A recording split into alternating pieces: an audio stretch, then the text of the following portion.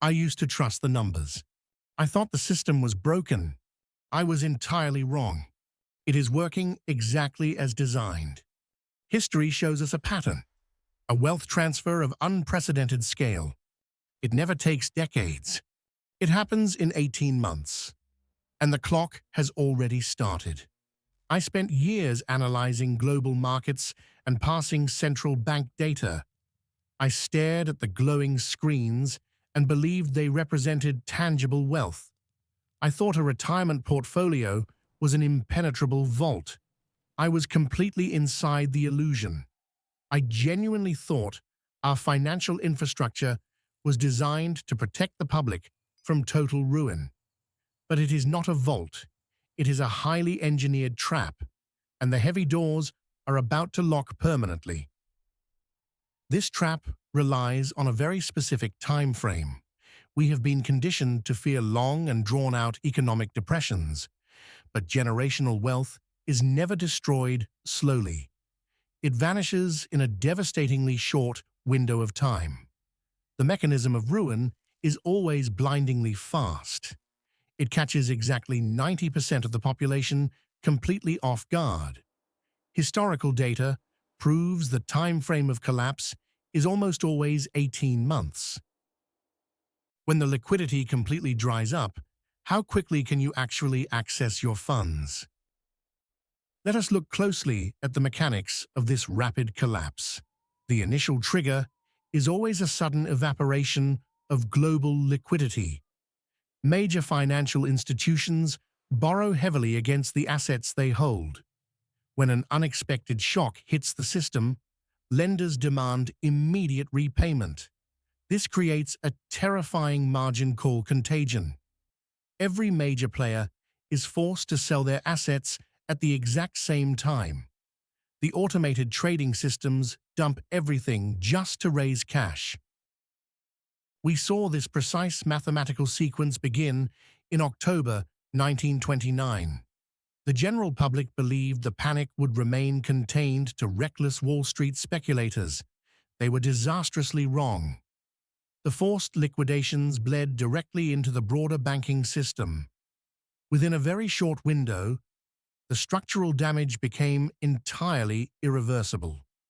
By 1932, the Dow Jones Industrial Average had collapsed by 89%. The accumulated wealth of an entire generation was simply erased. But this catastrophic loss was not an error. This was the intended design. The illusion of digital liquidity is the most dangerous lie in modern finance. You log into your bank account and see a positive balance. You assume that number equals physical purchasing power in the real world. You believe you can withdraw your capital whenever you want. But during a systemic shock, those numbers simply freeze. The available exits are far narrower than you can possibly imagine. If this exact pattern is repeating as it did before, why do you believe your personal accounts are shielded? I watched this exact illusion shatter in real time during 2008.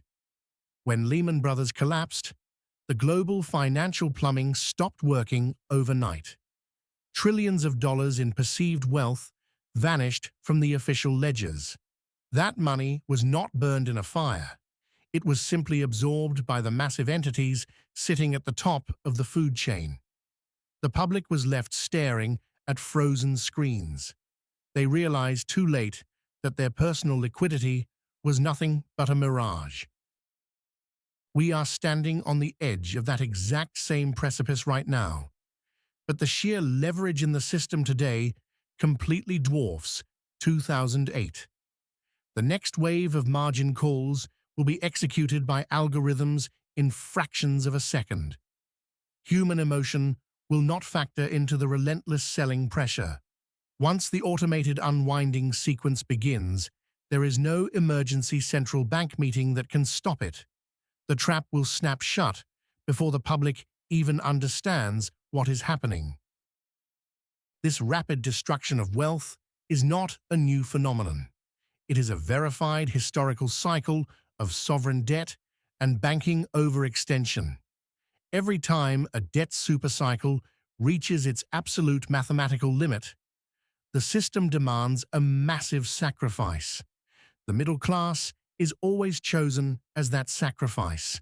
Their accumulated savings are the only remaining fuel source large enough to keep the sovereign engines running. The 18-month window is simply the time it takes to drain that fuel completely. You cannot outrun a liquidation algorithm. You cannot negotiate with a frozen bank server. When the 18-month countdown hits zero, your digital wealth becomes a ghost. Why does the majority always lose their assets in this exact 18-month time frame? Because the entire system is built to delay public panic while the smart money quietly exits. The mainstream financial media will tell you the economic fundamentals remain strong. They will urge you to buy the dip and hold your positions. They will keep you heavily sedated while the structural foundations collapse underneath you. You will hold your digital assets all the way down to the absolute bottom. What happens to your survival when the glowing numbers on your screen no longer translate to purchasing power in reality? I used to think the terrifying speed of these crashes was merely a symptom of market panic. Now I clearly see the absolute truth. The velocity of ruin is a strict mathematical requirement. It purposely prevents the middle class from moving their vulnerable capital to safety. The financial system must lock you inside the burning building so the major institutions can survive. And they do not just rely on fast market mechanics to trap you inside. They have written the wealth trap directly into the law. The legal framework required to separate you from your life savings is already fully active. You look at your statements and think you own the money in your bank account. The banking system legally disagrees with you. The architecture of total confiscation has already been built.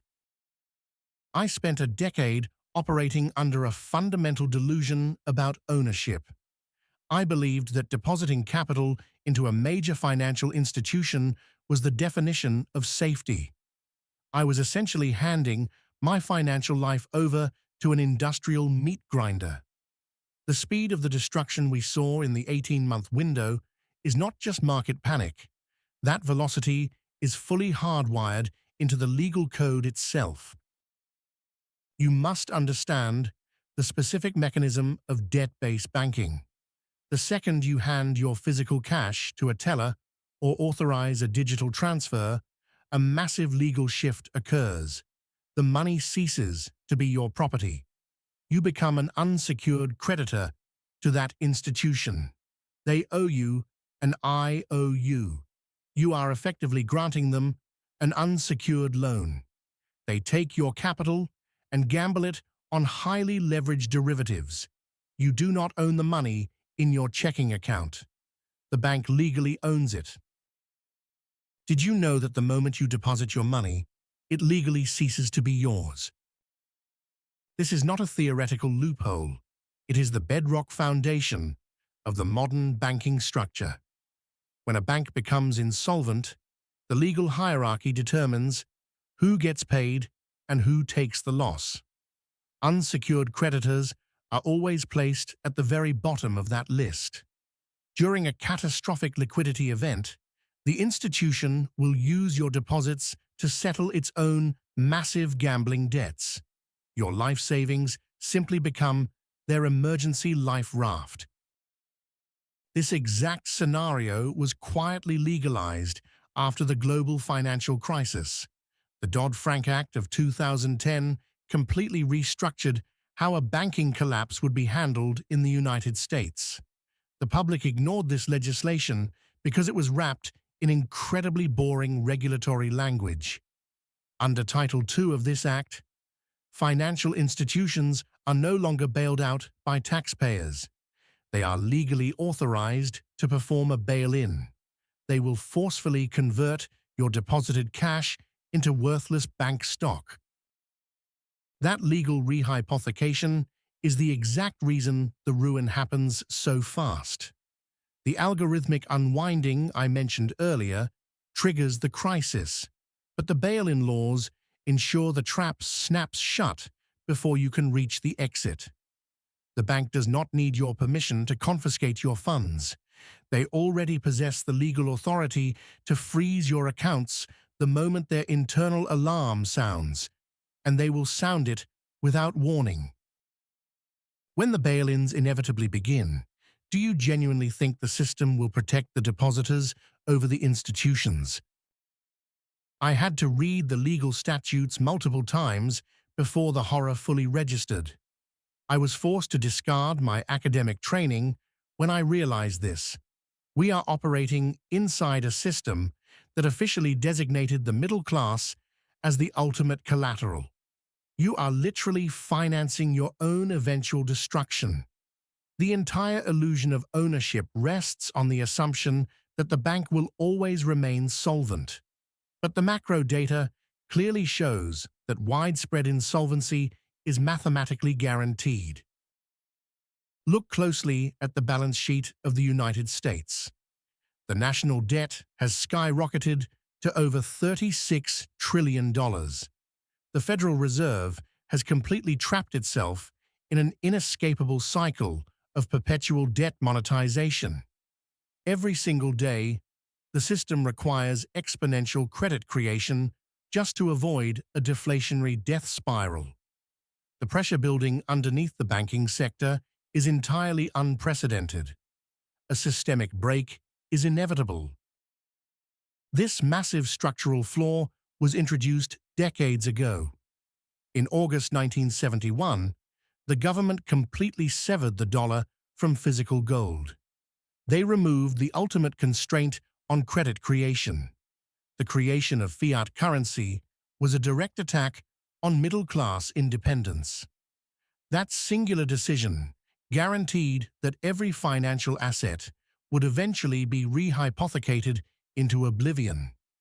The paper wealth of the middle class became completely disconnected from underlying reality. How many of your accumulated assets are truly held in your name, completely free of counterparty risk? Counterparty risk is the ultimate blind spot for the average investor. You think you hold a diversified portfolio of stocks and bonds, but you likely just hold a digital receipt from a brokerage firm. If that specific brokerage fails, your ownership claims are thrown into a massive legal meat grinder. The institutions hold the actual assets. You hold the liability. When the system resets, those digital receipts will be completely meaningless. The system cannot be reformed because the system is operating exactly as intended. The banking architecture requires your capital to act as an uncompensated shock absorber. When the sovereign debt bubble finally bursts, the ensuing margin calls will wipe out the highly leveraged institutions. The bail-in laws will immediately trigger. Your deposits will vanish. There is no courtroom that will hear your plea. The destruction of your net worth is considered a necessary systemic stabilization measure. The illusion of ownership is the first layer of the trap, but the confiscation engine does not only operate when the banks fail. The terrifying truth is that they are actively draining your wealth even when the banks appear perfectly healthy. The legal framework to take what you own is already written into law. It sits quietly on the books. But the silent theft happening in broad daylight is actually far worse. I watched the macro numbers diverge from daily reality and felt a profound sense of confusion. I assumed inflation was a temporary consequence of sudden supply chain disruptions. I fundamentally misunderstood the scope of the engine driving the modern economy. It is not an accident. It is a carefully engineered mechanism designed to liquidate middle-class wealth before the formal banking crisis even hits. The illusion of ownership we discussed in the banking sector is only half of the structural horror. Let us assume your bank survives a systemic margin call. Let us assume your digital account balance remains perfectly intact. The system still destroys your accumulated wealth by obliterating its purchasing power entirely. You keep the paper receipt, but the value of the paper evaporates.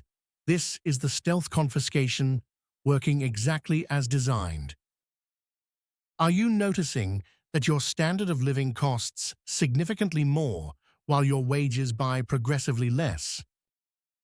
Look at the year 2020.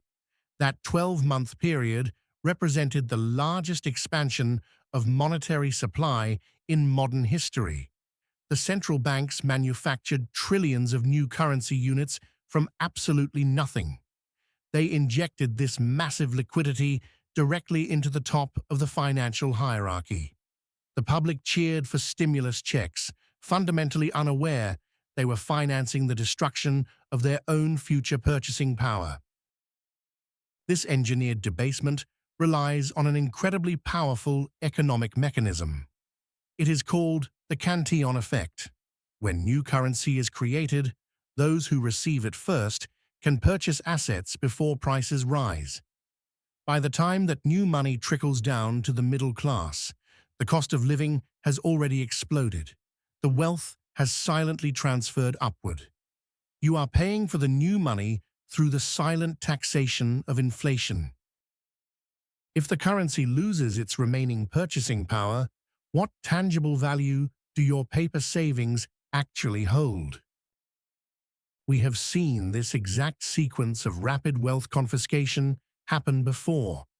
The Weimar Republic is the most glaring historical parallel.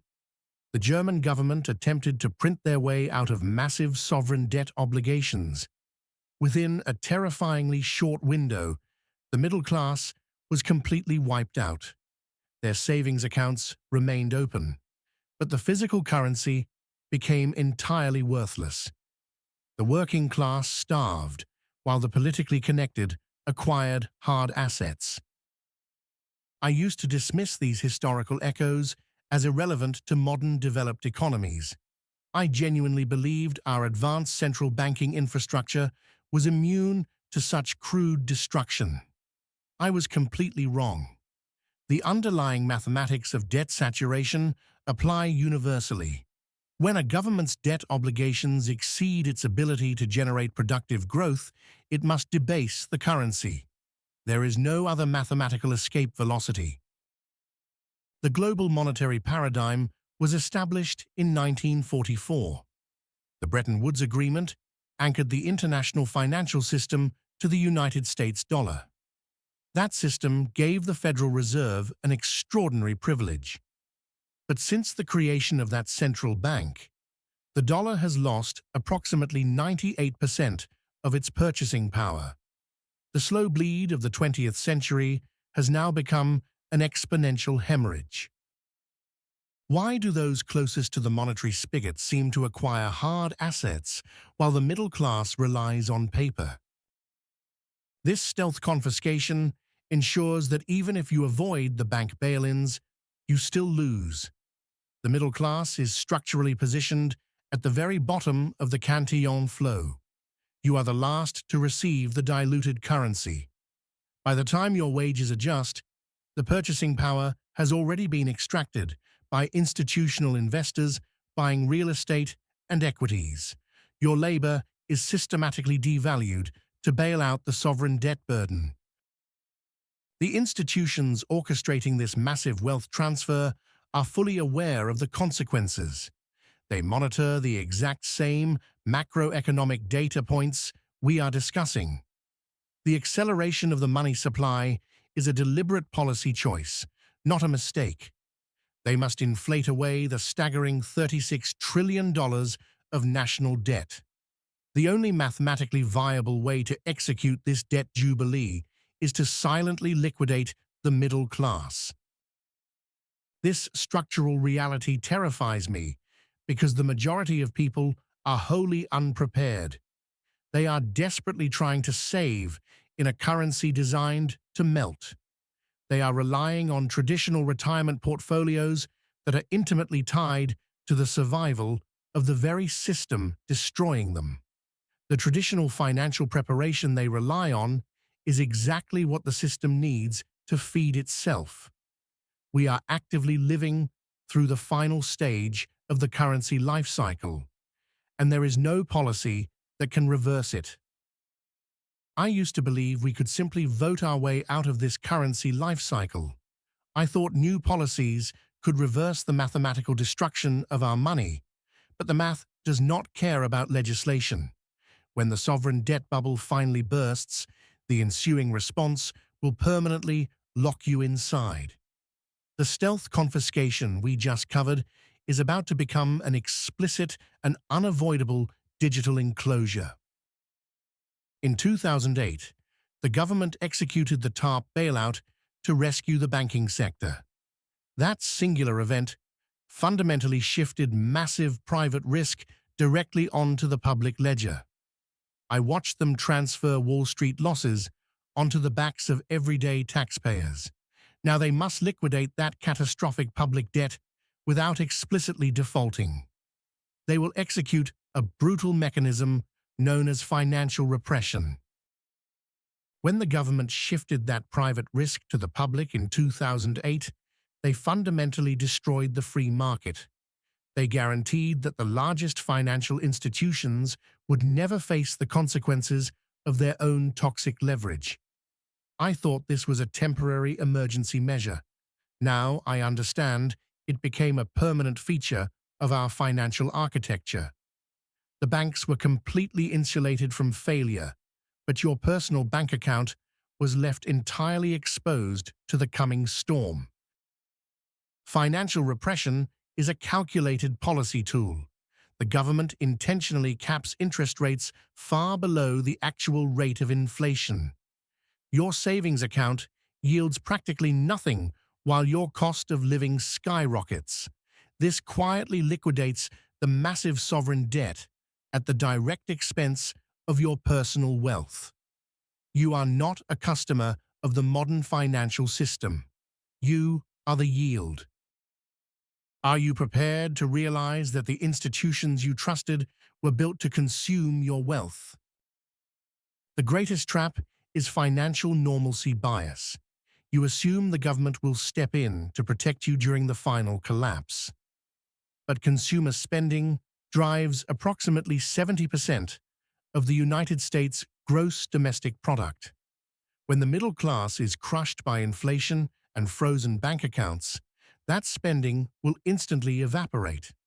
The government will not save you because they actively need your wealth to survive. When that consumer spending completely evaporates, the real economy will grind to a devastating halt. Small businesses will be completely wiped out in a matter of weeks. The supply chains that deliver food and energy will aggressively contract. People will lose their jobs exactly when their frozen savings accounts become completely inaccessible.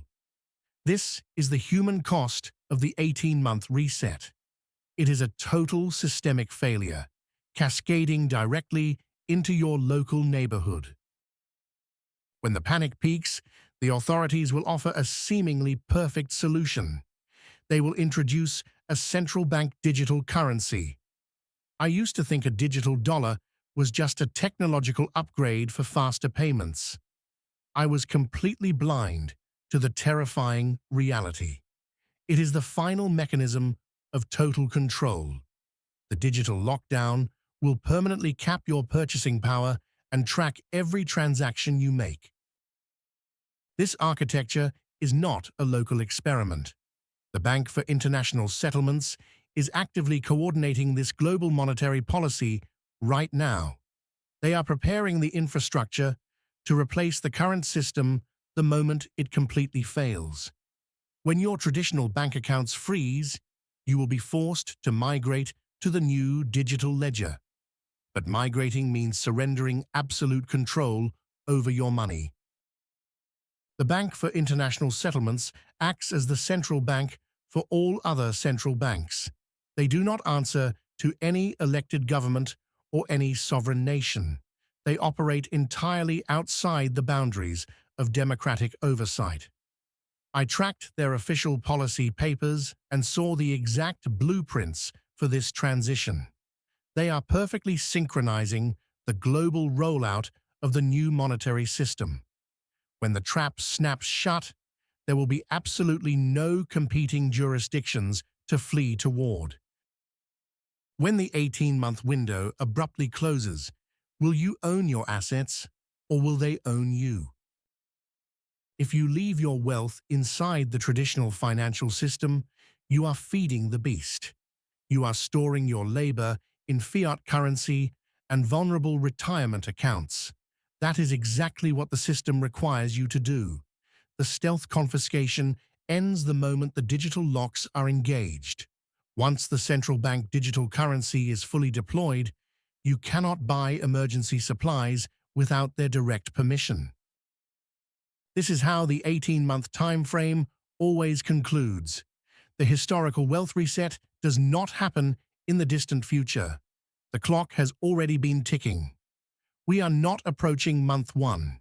We are already living deep inside the 18-month window right now. The financial system is mathematically bleeding out. The final sweep of middle-class assets has already been fully authorized by the authorities. What is your actual escape plan when the digital doors are finally locked? You can no longer rely on the institutions that engineered this exact crisis. You must entirely abandon the financial normalcy bias that keeps you paralyzed. You must recognize the historical patterns playing out right outside your window. The math is absolute. The greatest financial illusion ever sold was convincing the middle class that their savings were secure. When the 18-month window closes, 90% of the population will realize they never owned their assets at all. They were merely renting them from a system that has now decided to call in the lease. They will not announce the reset.